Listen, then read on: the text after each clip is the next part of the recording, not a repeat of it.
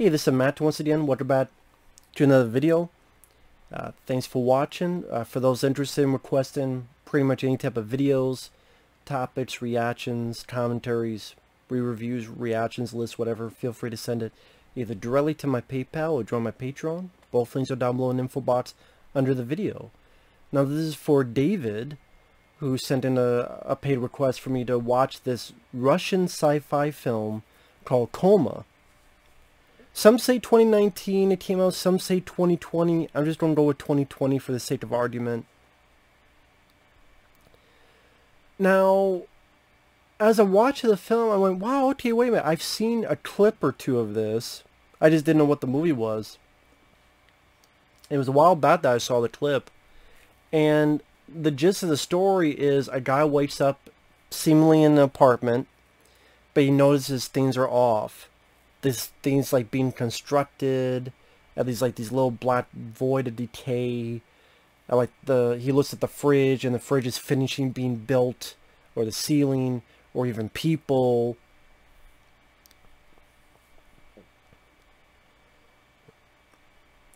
And then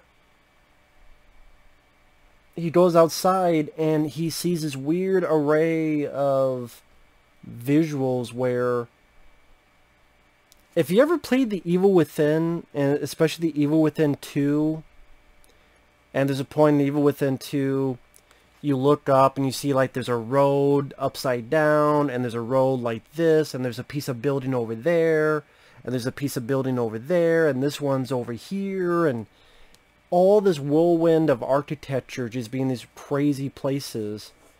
Or you know that scene in Inception where the city kind of went over itself? That's kind of what this comes off as, and from what I understand, the director was an effects guy. It does seem like an effects showcase. This is what it can do with special effects. And I guess you could say this is kind of a bona fide special effects reel. And if that's the case, I mean, I thought the effects for a Russian sci-fi film, which sometimes are not the best. There was that one superhero movie, I forgot what it was, where one guy had like a tiger head who looked like something out of Altered Beast. I forgot what it was called. I think I reviewed it too, and I forgot what it was called. It's trying to be like the Russian version of Avengers. I remember that being pretty bad, and I thought this was better than that. But the initial story, I didn't mind. Like, the initial setup and the first half of the film, the first half I liked more than the second half. Maybe people disagree. Mainly because I was enjoying the visuals. There are elements of other movies you didn't think of. Dark City, particularly The Matrix. I guess with the third act, they didn't... The third act makes it so that it's a lot less than The Matrix than you think it is. In a way, yeah, but... I'm trying to figure out the best way to describe this film. It's Coma Land. He finds out they're in Coma Land. And all these other people, they're in comas. And they don't remember who they were in the real world when they were awake. But they're all stuck in this Coma Land. And the land is a mixture of memories of folks. Granted, there are stuff that they don't really explain. Like, okay, these are memories of folks, but... You think with memories of folks there'd be a lot more variety of, like... I don't know, diners, restaurants, even like Walmart, like libraries. Like, it seemed like there'd be more variety. There's like the different pieces of architecture, but there's a lot of like either barren wasteland or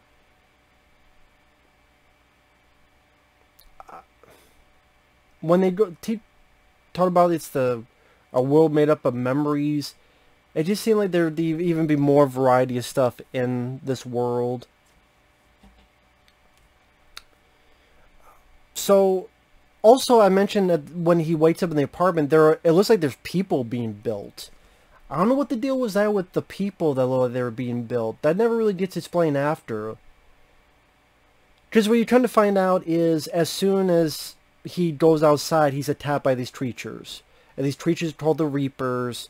And they're kind of like a black void with some type of figure. I don't know how to describe it.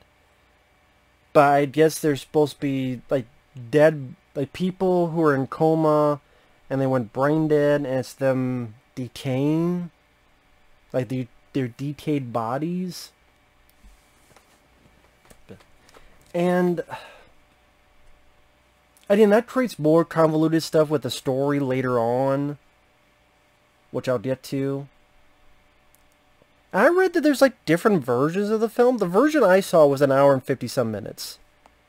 So if there's a different version that's not construing with what or if you've seen the film, you're going, wait a minute, I don't remember that part. Again, that's the version I saw. It was on Tubi TV. It was an hour and 50-some minutes long. Just like the setup seems like, oh, it's kind of like STEM and The Evil Within, where you're sleeping and then you're in this world mixed in with... And I thought The Evil Within did that a bit better. I will say, though, if this is an effect showcase, dude, you get a bigger budget and get some other people, you do the setup for the Evil Within movie. They do an Evil Within movie, again, with a little bit more polish. You can hire this guy to get some of the visuals of that on there. That'd be fine. Because there are moments... Like, in the Evil Within video game, there's a moment where your character is fallen, and as he falls, he lands on this part that then becomes the floor. So it's like he falls, but when he rolls, now he's... How do I put it? Imagine him falling, but as he falls, he stops, and now it's the floor instead of the wall. There are moments that the characters do stuff like that. There are moments where they shoot against other people, and like the road is upside down, so they're shooting up while they're shooting down. Or a guy has a grenade, so he throws it up, and it gets to a certain point where instead of coming down, it keeps going, because now it's like the gravity over there. And that creates some interesting visual little pieces. And apparently in this world that folks don't remember their names, so they're given nicknames. So like the lead guy, the thing you need to remember, he used to be an architect. So he's nicknamed the Architect. And certain people have powers. And they're looking for the one. I'm sitting there going, wait a minute, you're in the world. That's a world created in the mind. Some have powers and can defy normal reality. And they're looking for the one. Wow, this really is like the Matrix. Like, this is like a rip-off of the Matrix. So it didn't say like except in the Coma world makes it a little, at least a little bit different. Because there are plenty of movies I watched that I've enjoyed that are not the most original movies. But anyway, it's a world made up of memories. Some have powers, others don't. And like the creatures are people who are on brain dead, but they're in life support as this decay, and they become these creatures. And they're fighting other factions, other humans, and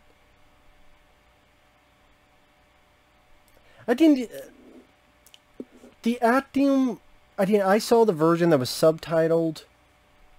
And like they have this one guy who seems to be the leader, or at least the more rebellious type of guy.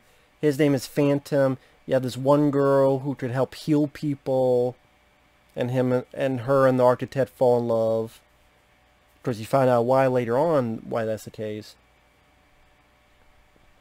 Then you have this guy who's the actual leader of the whole group, while Phantom's the guy who leads a small group of people to get supplies and such. And at one point, they're in this area, but then above them is water, and then above that is like a submarine. They're getting torpedoes. I forget why they're getting the torpedoes. I guess just another form of weaponry. And the Architect finds out if he concentrates enough, he could build stuff. He could build roads, he could build tracks, he could build buildings, he could, which seems like a very important thing. And it's like, oh wow, yeah, we could get this guy to build us a city and a place to be safe. And so you're thinking this is kind of the story they're going with. And the one guy, Phantom, doesn't like that the architect is with the girl because he's in love with the girl, and the I think that was his name, Phantom. He got bit or sliced, and now he's turned into one of those creatures slowly. But again, I don't hate the film. The visuals were enough to make me go, okay, I'm interested to see where this is going. But there's a lot of stuff I didn't get. Especially when you find out what's really going on. I gotta go into spoilers. I wonder if I should. So what happens is,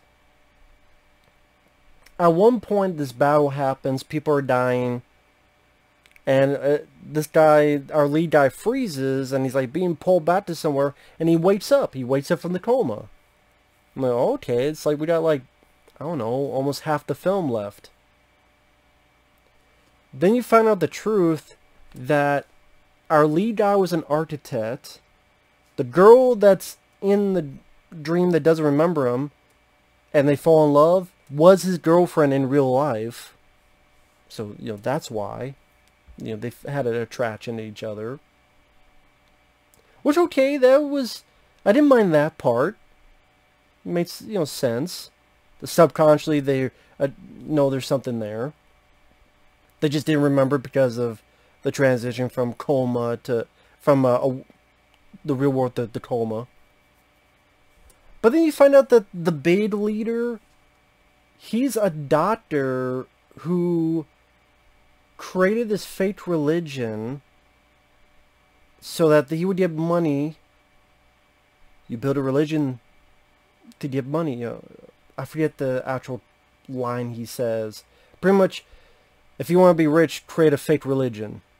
Or, like, build a religion, you'll get money fast. He's doing that for research. And to create a coma world, because if people are not happy, or they're in a terrible spot with what's going on, and all this stuff, then they could come here instead of the real world. Although then I'm thinking, well, wait a minute, that creates a lot more questions.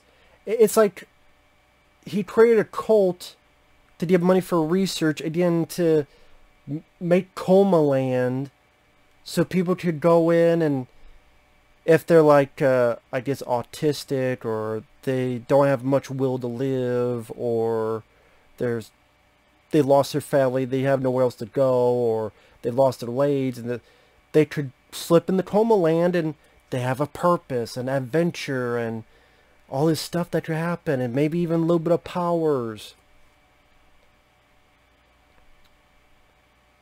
And, you know, do you want to live a boring life in the real world, or do you want to live this exciting life in the dream world?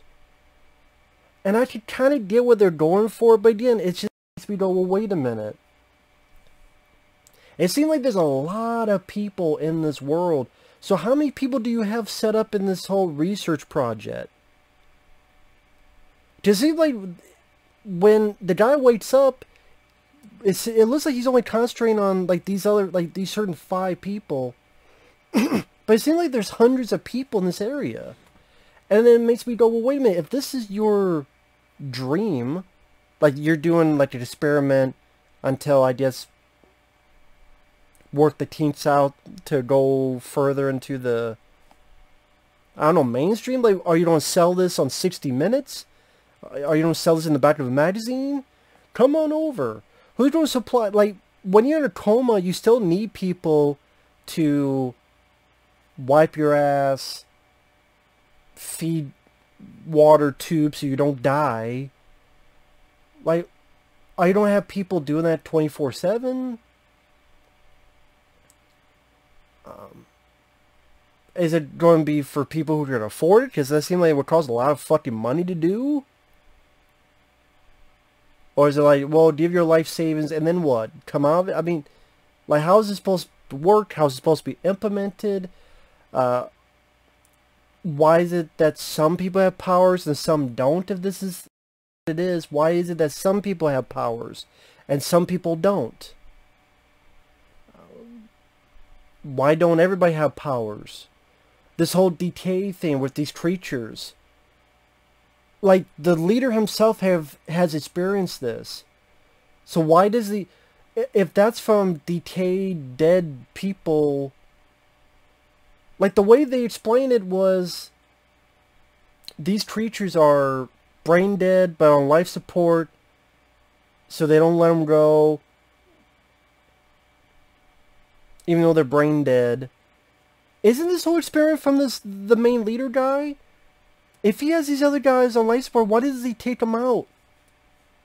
You know what's going on. You know that's what happened. Take them out so there's no creatures at all. Or if he wants to sell this to people, why would people still go to a place where these creatures could hunt you and do all this shit?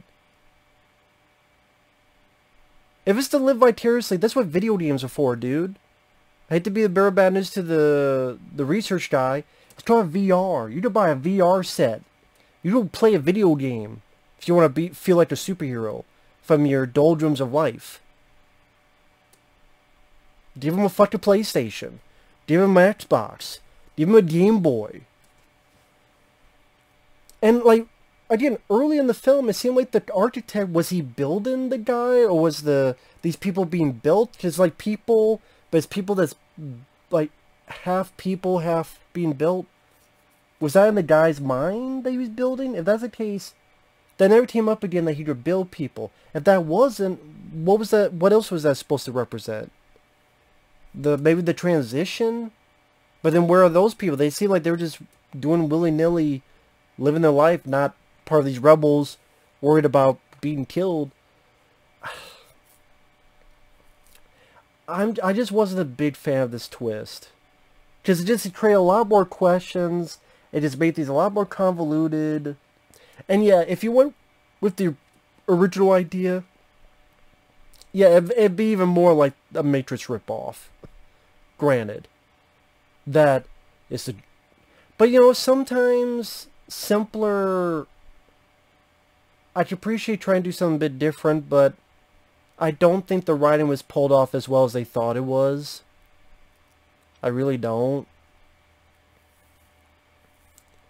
And if these things are decayed, like people are brain dead, but they're still on life support, these creatures decayed, how are they able to just infect people like they infect the one guy early on, and then he becomes infected? But then when Phantom is infected and is a creature, he's a good guy. Because at the end, spoilers, he kills the main research guy, stabs him, and saves our lead architect guy, and he's a good guy. So if he's this creature and he'd be a good guy, can't the others be a good guy?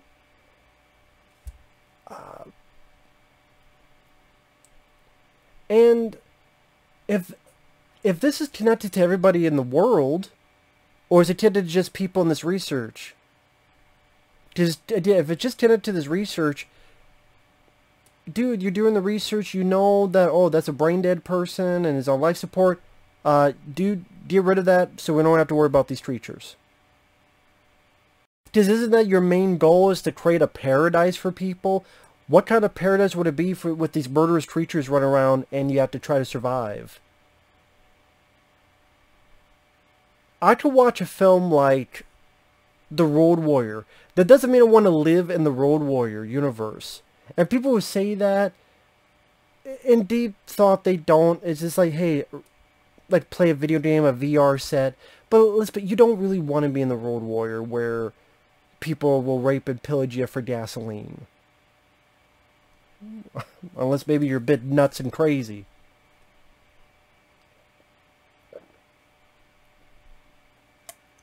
That's just my own thing. I got so excited, spilled water on my glasses. So again, I don't think the acting, again, watching the subtitle version, not a dub version, I don't think it was bad. The characters weren't really anything to run home about, though. So I guess at the end of the day, I wasn't really a big fan of the film. If I had to give a star rating, which I'm inconsistent of that, just once in a while I do it. I rarely give star ratings, but once in a while. I probably did this like maybe a 2 out of 5, strictly for the visuals. It was interesting to watch one time.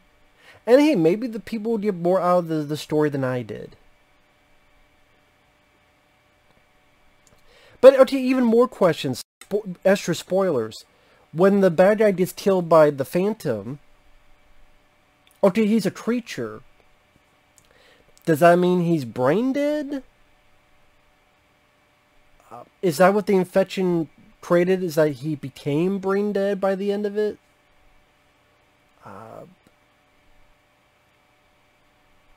Or is there still a way to save? I guess not. I mean, I guess he did.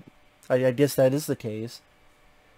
But when the lead and his girlfriend get out, I found it funny that when he wakes up, he just pulls the tube out of her mouth and then she wakes up. I'm like, is that how easy it is? Granted, they established they're both trying to go into this one place and that's supposed to wake them up. But again, like, he wakes up and then for her, it's like, it seemed like she only woke up once he took the tube out of her mouth.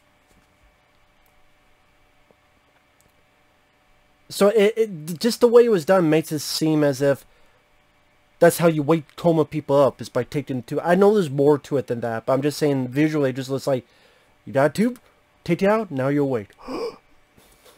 So it just, again. There's this one guy, when in the real world, this one guy with like a cane and glasses. Was he supposed to be an important character? Because it seemed like there's room for him to talk and he doesn't. And he's listening to the research guy, and then when he's dead and the two leads are walking out, someone's going to stop him, and this guy, no. Like, he stops the guy, lets him go.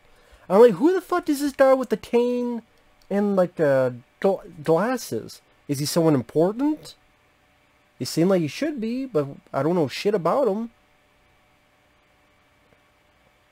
And, like, the final scene where it's sometime later and the two are together, or two leads, and the guy, his wild designs he's not doing anymore. He's just doing regular, more boring designs, but it pays the bills.